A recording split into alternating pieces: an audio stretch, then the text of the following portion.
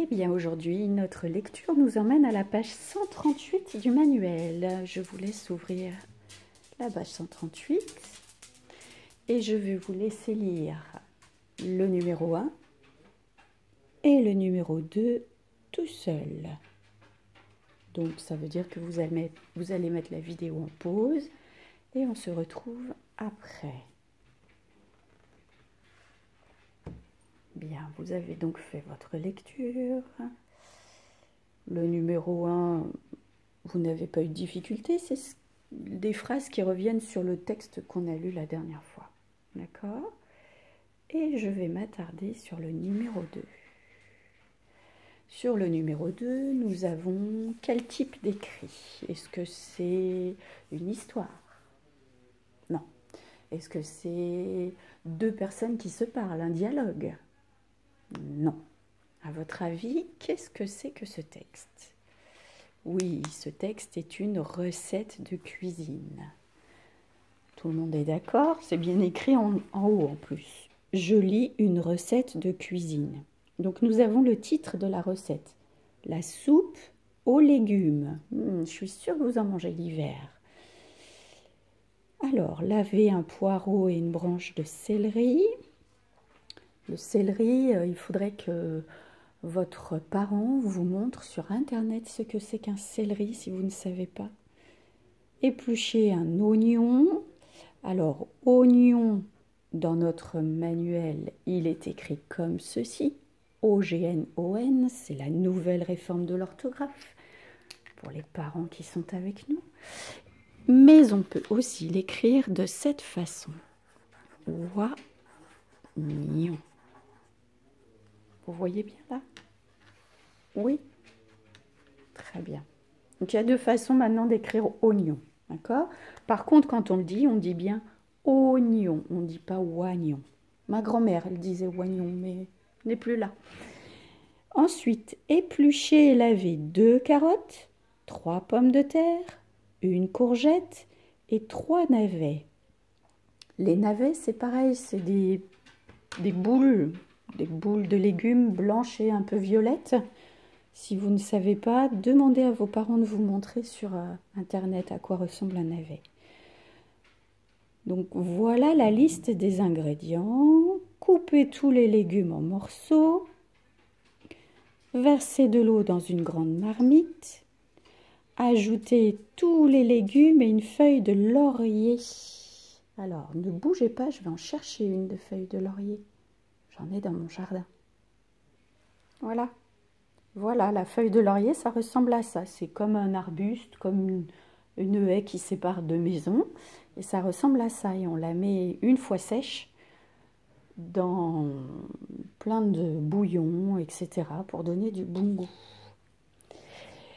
Faire bouillir puis laisser cuire à feu doux pendant 40 minutes. Mixer la soupe, saler et poivrer à votre goût et ajouter 2 cuillères à soupe de crème fraîche. Ça aussi, c'est à votre goût. Mais ça donne plein de bon goût à la soupe. Donc, cette recette, c'est donc la soupe de légumes. Et dessous, vous allez répondre à la question « Quels sont les ingrédients utilisés pour cette recette ?» Les ingrédients, c'est ce dont on a besoin pour faire la recette. Alors, ça veut dire qu'il faut relire. Donc, on a besoin. Vous mettez en pause et puis vous écrivez les ingrédients sur votre cahier de brouillon à côté. D'accord? Je vais faire pareil. Alors, si on relit le texte, on a besoin d'un poireau,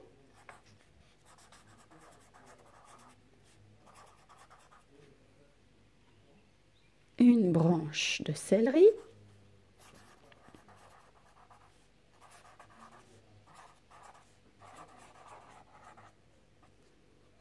un oignon, il est là, je vais le réécrire. Ensuite, 2 carottes. Ensuite, 3 pommes de terre,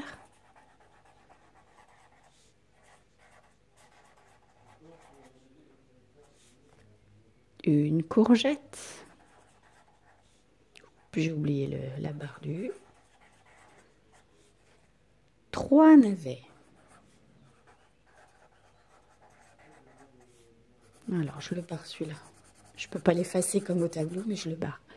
Voici la liste des ingrédients dont on a besoin pour faire la soupe.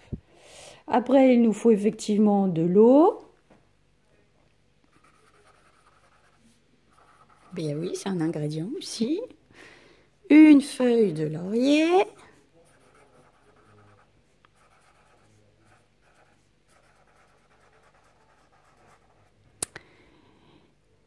Qu'est-ce qu'il faut d'autre? Faire bouillir puis laisser cuire à feu doux pendant 40 minutes? Non. Mixer la soupe? Non. Du sel et du poivre, regardez. Sel, poivre et de la crème fraîche. Pour ceux qui veulent.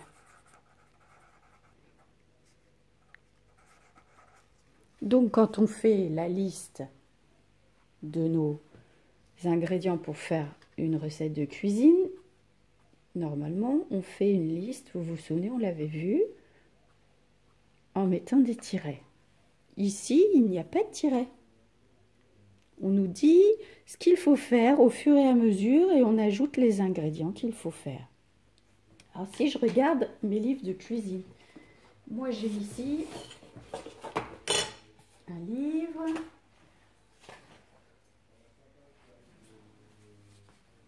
Un livre qui a été fait exprès pour moi. Je ne sais pas si vous le voyez. Et ici, la recette, c'est las croquetas de jamón de Noelia. Et bien ici, on a bien les tirets qui nous donnent les ingrédients. Vous voyez? Et puis après, il y a l'explication de la recette. Si je prends un autre livre de recettes, je vais prendre un livre de recettes de Thermomix. Ça va rappeler des bons souvenirs à Selma. Ici, la liste des ingrédients, regardez, elle est faite sous forme de liste aussi, mais il n'y a pas de tiret.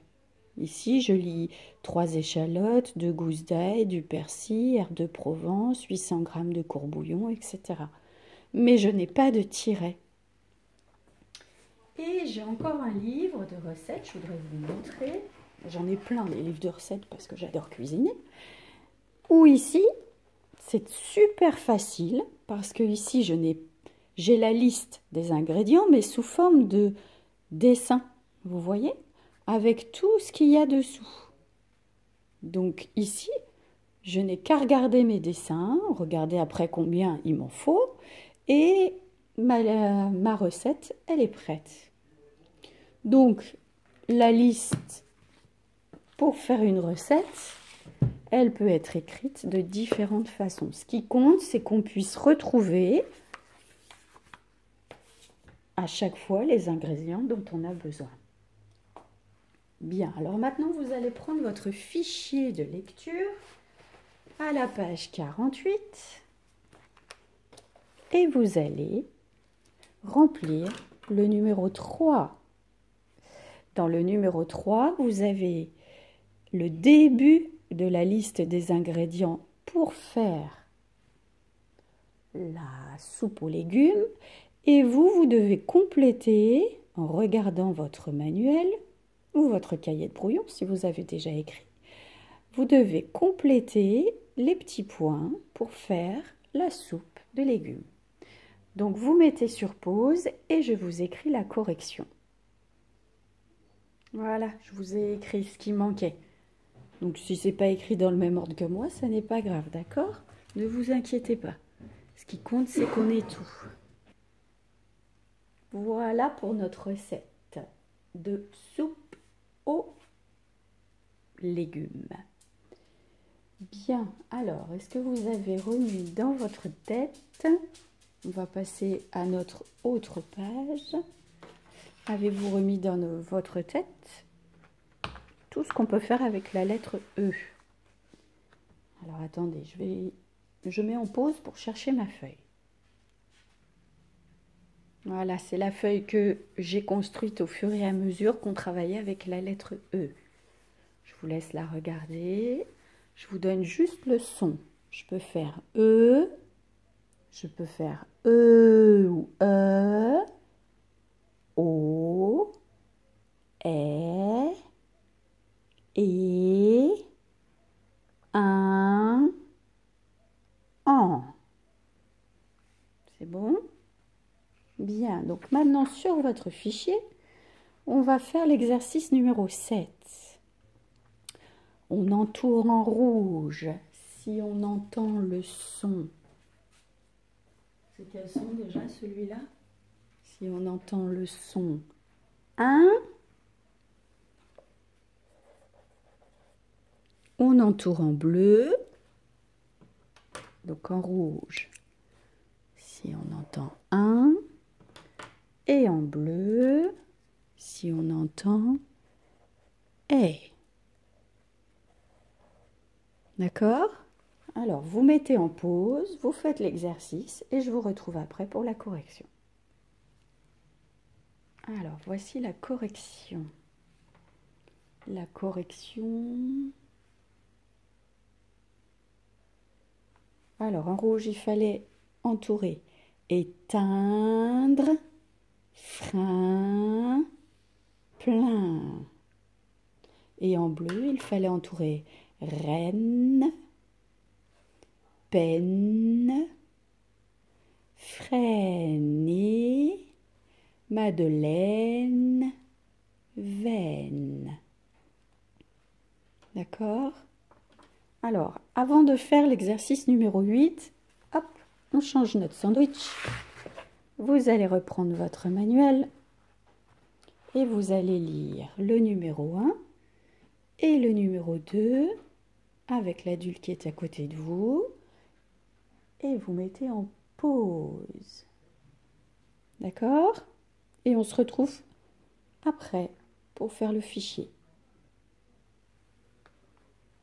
Bien, ça y est, vous avez lu, c'est très bien. Je ne vous ai pas trop entendu, hein. Il va falloir lire plus fort la prochaine fois. Donc maintenant, on va faire le numéro 8. Vous allez écrire les mots dessous, les dessins, et je vais vous aider, bien sûr. Alors, premier mot. Premier mot, vous voyez ce que c'est? C'est la peinture. Mais oui, la peinture. Alors, on y va. Peint, un. Alors, attention, c'est le 1 qui utilise le E, donc c'est le 1 qui a 3 lettres. Peint, ture, ture, re. Mettez en pause si vous avez besoin. Deuxième mot. Vous savez ce que c'est ça? Oui, c'est de la neige. Attention, on utilise toujours la lettre E. Ne, c'est le est. Ah bah c'est le est de neige. Avec la lettre E, souvenez-vous. Neige. Et c'est le jeu de genou. D'accord? C'est le jeu de genou. Neige. Mettez en pause si vous avez besoin. Et le dernier, c'est serpent. Alors, comme la soupe, serre. Eh bien, c'est le E qui est coincé entre ces deux consonnes et qui fait eh. Donc, c'est le E tout simple. Hein. Serre. R, p, pan.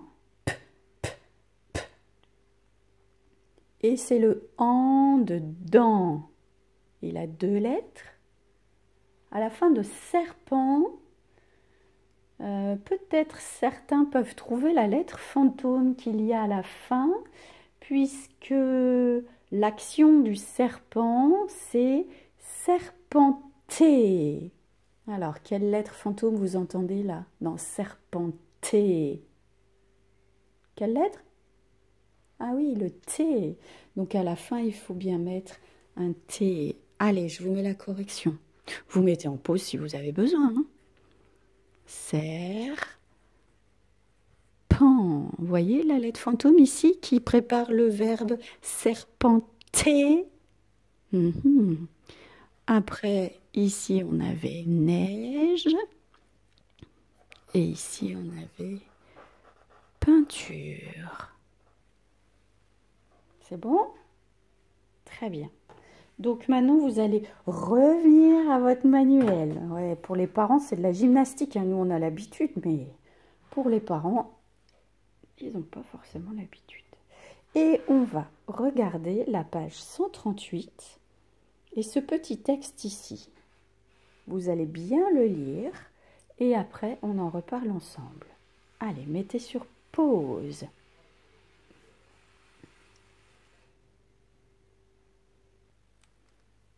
Alors, dans ce texte, il y a 4 personnages. Les avez-vous trouvés?